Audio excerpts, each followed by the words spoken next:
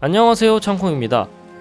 제가 EPL에 제대로 입문한 지도 벌써 15년이나 지났네요. 2005년 박지성 선수가 맨유로 이적하면서 많은 축구 팬들이 프리미어리그를 챙겨보기 시작했는데요. 이때부터 국내 중계도 활발해지면서 강팀 이외의 여러 매력적인 클럽들 경기도 볼 수 있게 되었죠. 가지각색의 매력을 가지고 있던 당시 중하위권 팀들, 지금은 하부리그로 내려가 자주 보긴 힘들지만 가끔 소식을 들으면 괜히 반가운 그 클럽들. 그래서 오늘은 프리미어리그 추억의 팀 탑7을 준비해보았습니다.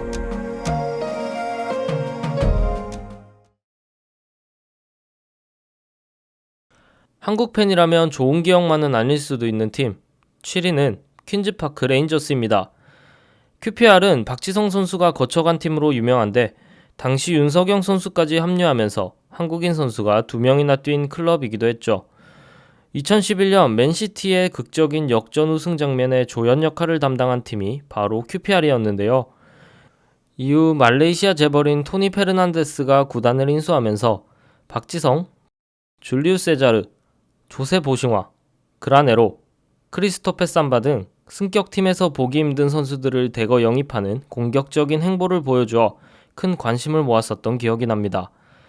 이외에도 조이 바튼과 로잉 네미, 아델 타랍, 숀 라이트 필립스, 지브릴 시세 등 스타 플레이어들과 함께 마크 휴즈 감독 체제로 야심차게 시작했던 새 시즌은 막상 뚜껑을 열어보니 빈 깡통이나 다름이 없었고 팬들은 단 1승도 못하는 팀의 연패와 타랍의 한숨 나오는 탐욕만 보게 되었죠. 그래도 줄리우스 세자르의 선방쇼는 정말 멋있었어요. 결국 QPR은 최악의 경기력을 보여주며 시즌 도중 마크 휴즈 감독을 대신해 레드넥 감독을 선임했지만 강등을 막을 수는 없었고 박지성 선수를 포함한 고액 연봉을 받던 스타 플레이어들은 최악의 영입이라는 타이틀을 얻으며 흩어지고 말았습니다. 이후 2년 뒤 QPR은 다시 한번 승격에 성공하지만 1년 만에 강등당하면서 현재는 2부 리그인 챔피언십 리그에 속해 있습니다. 6위는 QPR보다 먼저 슈퍼팀을 만들었던 팀 포츠머스입니다. 2006년 러시아 석유 재벌이 팀을 인수하면서 제2의 첼시로 떠오르며 화제를 모았던 포츠머스는 솔 캠벨, 데이비드 제임스, 은앙코 카누, 니코 크란차르, 글렌 존슨 등 유명 선수들을 영입하게 되는데요. 공교롭게도 이때 포츠머스의 감독 또한 해리 레드넵이었습니다. 레드넵은 강등권이었던 팀을 구단주의 전폭적인 지지 아래 9위까지 끌어올렸고 그 다음 해에는 설리 문타리, 라사나 디아라까지 합류해 리그 8위와 팀의 69년 만에 FA컵 우승까지 이루어내게 됩니다. 하지만 FA컵 우승의 영광은 주축 선수들의 주급 상승으로 이어져 팀의 재정난을 초래했고 이를 감당하지 못한 구단은 결국 무너지기 시작했죠. 2008년 레드넵 감독이 토트넘으로 떠나면서 저메인 데포와 피터 크라우치, 니코 크란차르 등을 데려가 버렸고 라사나 디아라는 레알 마드리드로, 글렌 존스는 리버풀로 떠나는 등 팀의 핵심 선수들이 이탈하게 됩니다. 2009년 결국 포츠머스는 재정난으로 구단이 붕괴 직전에 이르고 승점을 9점이나 삭감당하게 되면서 강등을 당하고 말았습니다. 이후 2부 리그에 머물던 포츠머스는 2012년 또 한 번의 파산으로 승점 10점이 삭감되며 3부 리그까지 떨어지고 말았는데요. 구단주의 법적 공방, 14명에 불과한 선수들, 그리고 공석인 감독 자리까지. 이때 포츠머스는 4부 리그 강등이 문제가 아니라 리그 퇴출과 팀 해체가 문제일 정도로 심각한 수준이었습니다. 그래서 한때는 포츠머스의 파산과 징계 기사를 해외 축구 기사보다 더 자주 접하기도 했었죠. 결국 팬들이 직접 나서면서 하나씩 문제를 해결해 나가기 시작합니다. 포츠머스의 팬들은 십시일반 돈을 보태어 폼페이 서포터 조합을 세웠고 구단을 직접 인수하면서 법정 관리가 해제되었습니다. 결국 4부 리그로의 강등을 막을 수는 없었지만 포츠머스는 팬들이 소유한 잉글랜드 축구 구단 중 가장 큰 팀이 되며 부활을 꿈꾸게 됩니다. 현재 포츠머스는 3부 리그로 다시 승격하여 연전 연승을 거두며 2부 리그까지 꿈꾸고 있는 상황인데요. 한편의 드라마를 써내려가고 있는 포츠머스의 부활이 참 기대됩니다. 앞선 팀들이 선수 개개인의 능력은 뛰어났지만 팀워크나 경기 외적인 문제가 있었던 경우라면 이번에 소개해드릴 팀은 비록 스타 플레이어는 적었지만 강등권에서 매번 살아남으며 생존왕이라는 별명을 얻었던 팀 5위 위건 애슬레틱입니다. 2005년 프리미어리그에 입성한 위건은 첫 시즌 10위라는 돌풍을 일으키며 등장했습니다. 이후 2013년 강등당하기까지 8년 동안이나 아슬아슬하게 살아남으면서 축구팬들에게 큰 인상을 남기게 되죠. 특히 가장 드라마틱했던 2011-12 시즌이 막바지로 접어든 30라운드. 당시 위건은 19위로 유력한 강등 후보로 꼽히고 있었는데요. 심지어 남은 일정은 리버풀, 스토크, 첼시, 맨유, 아스날을 연속으로 만나는 죽음의 일정. 이번에는 진짜 강등당하지 않을까 예상했지만 리버풀 2대1승, 스토크 2대0승, 맨유 1대0승, 아스날 2대1승까지 3월 이후 치른 12경기에서 무려 7승을 거두는 놀라운 성적으로 15위로 시즌을 마감하게 됩니다. 해당 시즌 위건이 총 11승을 했는데 마지막 2달 사이에만 7승을 달성한 그야말로 생존왕의 면모를 제대로 보여준 시즌이었죠. 그리고 다음 시즌 위건은 FA컵에서 무려 맨시티를 꺾고 팀 역사상 최초의 우승을 차지하지만 리그에서는 또다시 마지막 라운드까지 강등권에서 사투를 펼치게 되고 이번에는 강등을 피하지 못하면서 8년간의 사투도 끝이 나게 되었죠. 그래서 2부 리그 신분으로 유로파에 참가한 특이한 이력도 가지게 되었습니다. 이후 위건은 부진을 겪으며 3부 리그까지 떨어지고 승격하고를 반복하면서 현재는 2부 리그 챔피언십에 속해 있습니다. 4위는 바로 도깨비 팀으로 불렸던 미들즈브러입니다.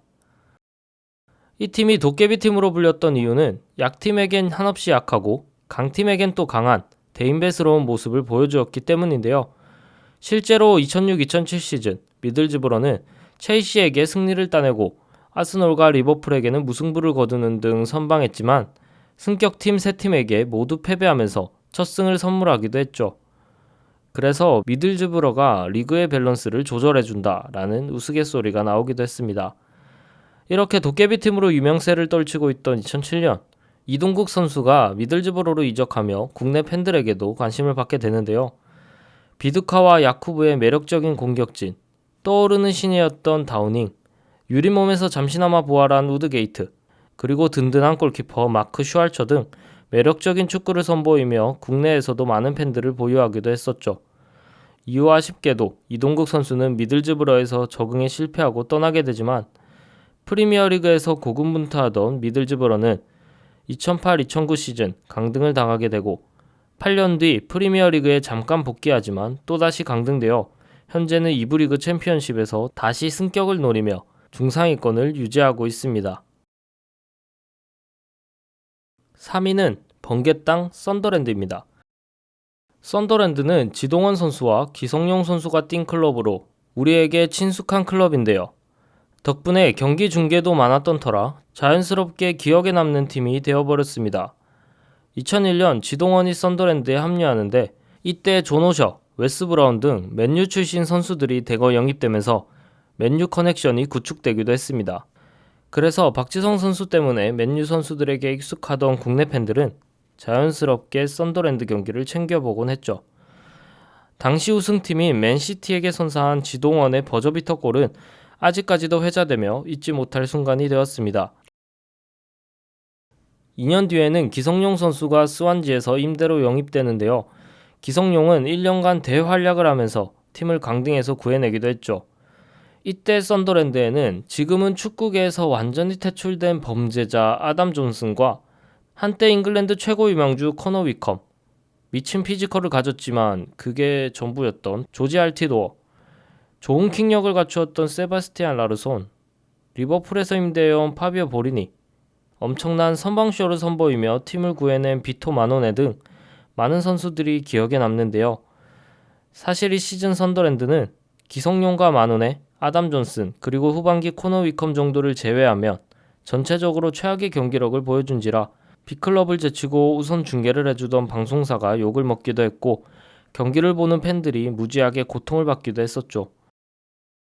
이후 썬더랜드는 꾸역꾸역 버티다 결국 강등되었고 3부 리그까지 다이렉트 강등을 당하면서 현재는 축구보다도 죽어도 썬더랜드라는 넷플릭스 다큐멘터리로 더 유명해져 버린 비운의 팀이 되었습니다. 2위는 바로 레딩입니다.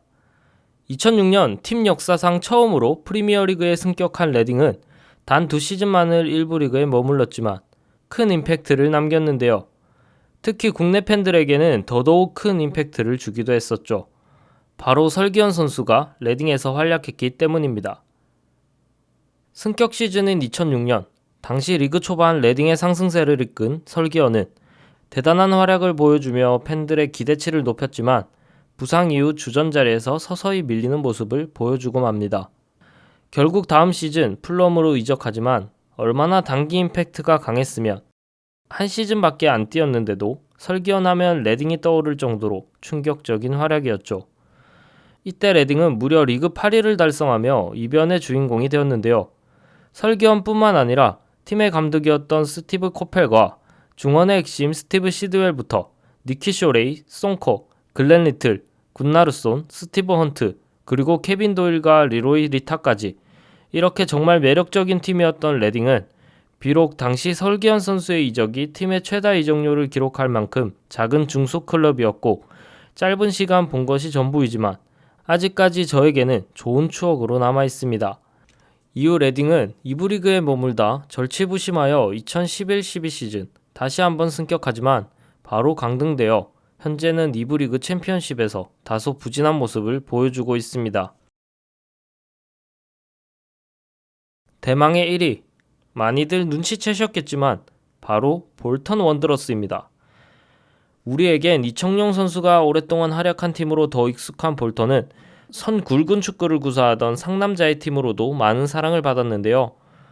2009년 볼턴에 합류한 이청용은 적응 기간도 없이 볼턴 올해의 선수상을 수상할 정도의 대활약을 펼치게 됩니다. 때문에 자연스럽게 경기를 챙겨보며 익숙해진 볼턴을 좋아하게 된 국내 팬들도 많아졌는데요. 물론 저 역시 그중 한 명이었습니다. 이청용 선수를 필두로 대갈삽이라는 별명을 얻었던 케빈 데이비스, 골문을 듬직하게 책임져준 야스켈 라이넨을 비롯해 수비수 젠 나이트와 게리 케일, 폴 로빈슨, 미드필더 스튜어트 홀든과 무함바, 매튜 테일러, 마틴 페트로프, 공격수 요한 헬만드르, 클라스니치와 임대로 활약했던 윌셔와 스터리지까지 벌써 10년이 다 되어가는 지금까지도 그때 그 선수들이 생생하게 떠오르네요. 그렇게 오웬 코엘이 이끌던 당시 볼턴은 정말 매력적인 축구를 선보이며 꾸준히 활약할 수 있는 저력 있는 팀으로 자리 잡나 싶었지만 핵심 선수들의 장기 부상과 이를 대체하지 못한 얇은 스쿼드로 인해 결국 강등을 당하고 맙니다. 이후 볼턴은 파산 직전까지 가는 안 좋은 상황이 계속되다 팀을 끝까지 지키던 선수들도 떠나게 되었죠. 그렇게 볼턴은 결국 3부 리그까지 떨어지게 되고 한 시즌 만에 챔피언십으로 복귀하지만 아쉽게도 강등권의 약팀으로 평가받고 있는 상태입니다. 오늘은 프리미어리그 추억의 팀들을 살펴보았습니다. 아무래도 한국인 선수들이 활약한 팀들의 경기를 자주 챙겨보다 보니 정이 든 것 같은데요. 이외에도 아스톤 빌라나 블랙번 등 추억의 팀들이 많이 있지만 이 추억의 팀들이 다시 일어서서 1부 리그에서 꼭 만날 수 있었으면 좋겠습니다. 지금까지 창콩이었습니다.